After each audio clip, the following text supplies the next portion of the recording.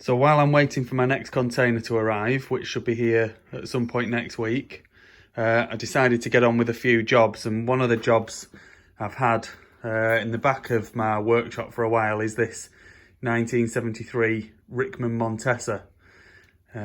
She doesn't look like a lot at the moment. I've stripped the fiberglass body panels off a couple of days ago. A lot of the bolts were rusted, so some of them had to be drilled out and things like that.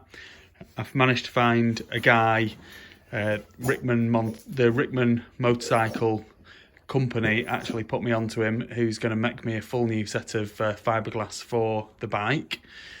I've got the original steel petrol tank, which looks as though it's okay, so I'm going to get that blasted and painted or powder coated.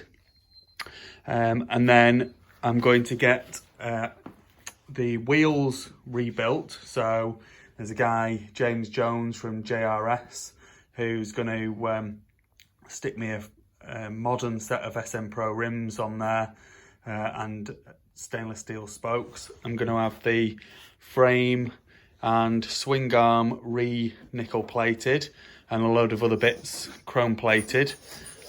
And then I'm going to rebuild the engine. I have had the engine running, but obviously I want to go through it, replace the bearings, do the seals, polish the crankcases, and have the side cases powder coated.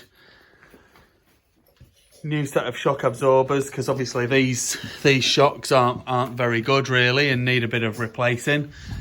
I'll do the front forks and generally go through the whole bike, swapping all the nuts and bolts for stainless steel, making it a bit modern, because my plan is it's not going to be a show bike, it's going to be a race bike. I'm going to use it for things like the Kendall Revival Scramble and some scrambles in Yorkshire. And then obviously at some point I may want to put it back to standard, but for the time being I'm going to do what it was built for in the first place, and that's good. I'm gonna use it and have some fun with it really. So I'll make a start stripping it down today, try and get the wheels off, engine out, bearings out of the frame, then I can start measuring up things like the nuts and bolts that I want to order for it. Bits and pieces that I can't maybe buy, I'm going to make for it. And it's just going to be a really cool functional race bike. I'll keep you posted.